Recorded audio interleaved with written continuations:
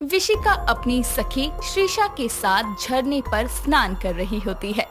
तभी एक छोटा सा बिच्छू उसके पैर पर डंक मार देता है। ये देखकर विशिका गुस्से से उस बिच्छू की तरफ देखकर कहती है, ये पापी बिच्छू तो बड़ा ही दुष्ट प्रतीत होता है। देख तो शीशा, इसने कैसे मुझे डंक मारा। अरे तो क्या हुआ, इस छोटे से बिच्छू के डंक मारने से तू कौन सा मृत्यु के द्वार पर खड़ी हो जाएगी। इतना क्रोधित होने की क्या आवश्यकता है। बात मृत्यु की नहीं है शीशा, इस तुच्छ से बिच्छू ने मुझ जैसे इच्छाधारी नागिन के शरीर को स्पर्श करने का दुस्साहस किया है। मैं इसे ऐसे ही जाने नहीं दे सकती। अब उसके डंक मारने का बदला तू उसे डस कर लेगी क्या? बिल्कुल। विशिका ने अपने जहर का प्रयोग आज तक किसी को मारने के लिए नहीं किया, लेकिन आज इस विष का प्रयोग मैं इस बिच्छू की मौत के लिए करूंगी। इसकी मौत होना तो निश्चित है। भला ये कैसा निर्णय हुआ? नागिनों का विष बहुत जहरीला होता है और तूने तो आज तक किसी को डसा भी नहीं। भला इस तुच्छ से बिच्छू के लिए अपना जहरीला जहर क्यों बर्बाद करेगी? श्रीषा बोलती रहती है, लेकिन विशिका उसकी एक भी नहीं सुनती और अपने नागिन रूप में आकर उस बिच्छू को डस लेती है। लेकिन विशिका के जहर से वो बिच्छू मरने की जगह अपनी तेजी से चलता ही रहता है। ये देखकर विशिका उसे एक बार और डसती है, पर बिच्छू पर इसका कोई असर नहीं होता और ये सब देखकर श्रीषा हैरान हो जाती है। तभी विशिका अपने इच्छाधारी रूप में आकर कहती है, ये क्या हुआ श्रीषा? मेरे डसने के बाद भी ये दुष्ट बिच्छू जीवित है। कैसे? कहीं ये कोई मायावी बिच्छू तो नहीं? ऐसा नहीं हो सकता। नागलोक में हम नाग नागिनों के सिवा और कोई मायावी वस्तु, प्राणी या जीव जंतु नहीं रह सकते। इस बात का तो यही अर्थ होता है कि तेरा विष जहरीला नहीं है। कैसे मूर्खता भरी बातें कर रही है तू? भला एक नागिन का विष विषैला नहीं होगा तो क्या किसी फल के रस जैसा मीठा होगा? ये कैसे हो सकता है? तू मेरा विष जरा चक्कर तो देख। अपने जहर का परीक्षण तू मुझसे कैसे करवा सकती है? बैल बुद्धि, मैं क्या तुझे जहर परीक्षण यंत्र दिखाई पड़ती हूँ? तू मेरी सहायता नहीं करेगी तो कौन करेगा यार?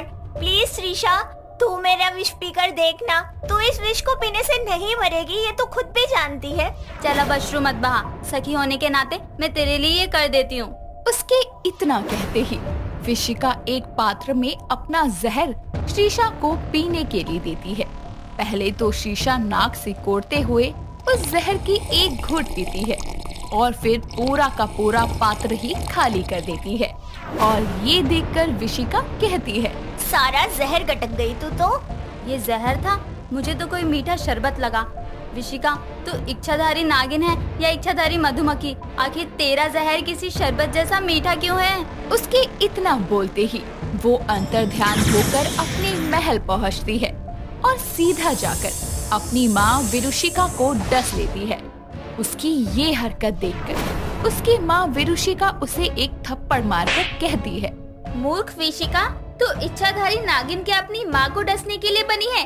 ये क्या हरकतें हैं? माँ, आप तो ठीक है, मतलब मेरा जहर किसी काम का नहीं है। तेरी माँ कोई मनुष्य नहीं है, नागिन है। और भला विष से भरी नागिन पर जहर का क्या ही असर होगा? ये बात पहले मेरे मस्तिष्क में क्यों नहीं आई? अपने जहर के जहरीलेपन का परीक्षण मुझे किसी मानव पर करना होगा कि मेरा जहर मीठा है या फिर विषैला। मीठा जहर?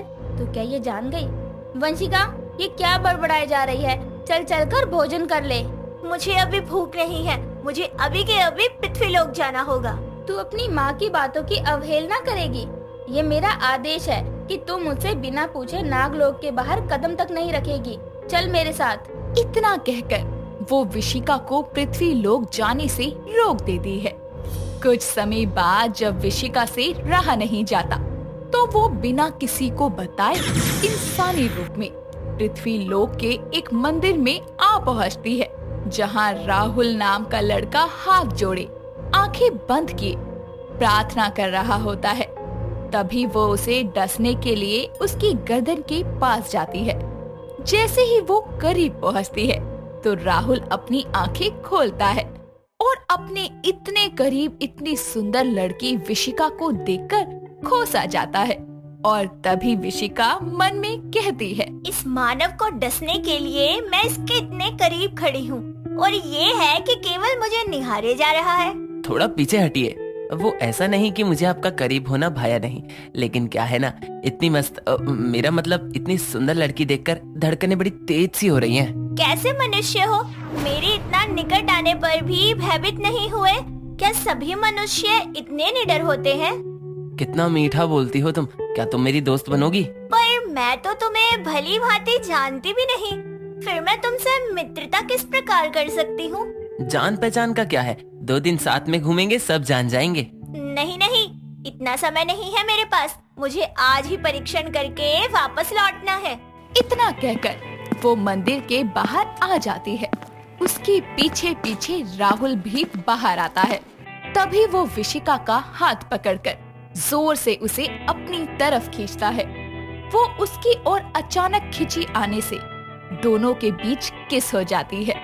तभी विशिका उसे झटकते हुए दूर करती है और कहती है, ये क्या हो गया मुझसे? तुमसे नहीं, हम दोनों से। वैसे एक बात बताओ, कौन सी लिपस्टिक यूज करती हो? काफी स्वीट सा टेस्ट है। तात्पर्य? स्वीट, अरे मतलब मीठा। मीठा? मेरे चुम्बन से तो इस मनुष्य को परलोक सिधार जाना चाहिए था, पर ये तो मेरा ही उपहास कर रहा है।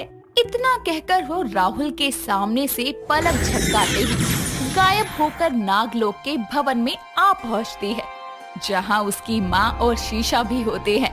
और तभी शीशा कहती है, लो आ गई ये वापस। अरे कहाँ चली गई थी भ्रमण करने, और ऐसी दुनिया उजड़ने जैसा मुख क्यों बनाया हुआ है?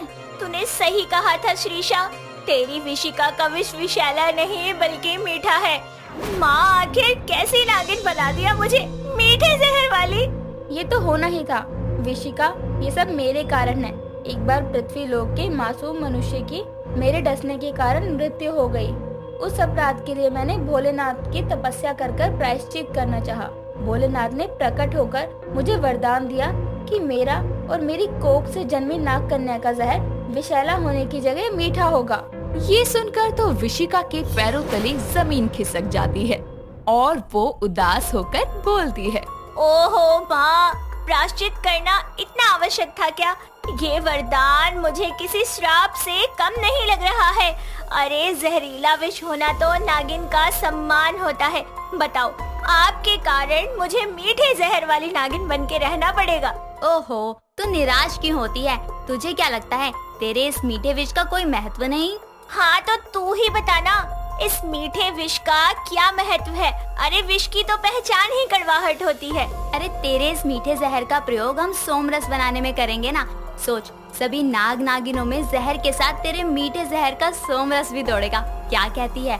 उचित योजना है ना? हाँ हाँ, तू मेरे जले पर नमक छिड़क ले और फिर मेरे मीठे जहर के साथ चटपटे मांस के भोजन का मजा पूरे नागलोक वासियों को करवा दियो। इतना कहकर गुस्से में पैर पटकती हुई विशिका वहाँ से चली जाती है। धीरे धीरे समय बीतता है और सारे नागलोक में विशिका के मीठे जहर की बात आग की तरह फैल जाती है। एक शाम जब वो सैर कर रही होती है, तभी वहाँ नागधर नाग आता है और उससे कहता है, उफ, नागलोक का तापमान दिन प्रतिदिन बढ़ता जा रहा है। ऐसे में बस कोई मीठा पेय पीने को मिल जाए तो जाकर अपने भवन से पीकर आओ ना, यहाँ क्या करने आए हो? जब तुम जैसी मीठे जहर वाली नागिन सामने हो तो मुझे भवन जाकर कुछ पीने की क्या आवश्यकता है?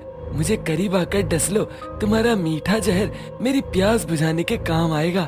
स्मरण रहे, मेरा जहर ही मीठा है, लेकिन मेरे मुख से ऐसे कटु वचन निकलेंगे ना, जिसे सुनकर तुम्हारा पूरा तन बदन जहरीला हो जाएगा। मेरा जहर कोई पेय पदार्थ नहीं है जो मुंह उठाकर मांगने के लिए चले आए। दफा हो जाओ यहाँ से। तुम भी ना नागलोक में सबसे अनोखी नागिन हो। मेरा मतलब विशिका, और विष तुम्हारा विषैला भी नहीं है, मीठी नागिन। इतना बोलकर वो वहाँ से चला जाता है। तभी विशिका भोलेनाथ के मंदिर में जाकर प्रार्थना करती हुई कहती है, वरदान के नाम पर आपने मेरे नागिन होने के अस्तित्व को ही मिटा दिया। इससे अच्छा तो मैं मनुष्य बनकर नागलोक की जगह पृथ्वी लोक पर ही वास न कर लूं। बताओ, मेरे विष में किसी को मारने की शक्ति नहीं है। नागलोक में सब मुझे मीठी नागिन कहकर बुलाते हैं आपकी वजह से, क्योंकि आपने मुझे मीठी जहर वाली नागिन बना दिया। भोलेनाथ, क्यों मेरे जहर का नाश किया?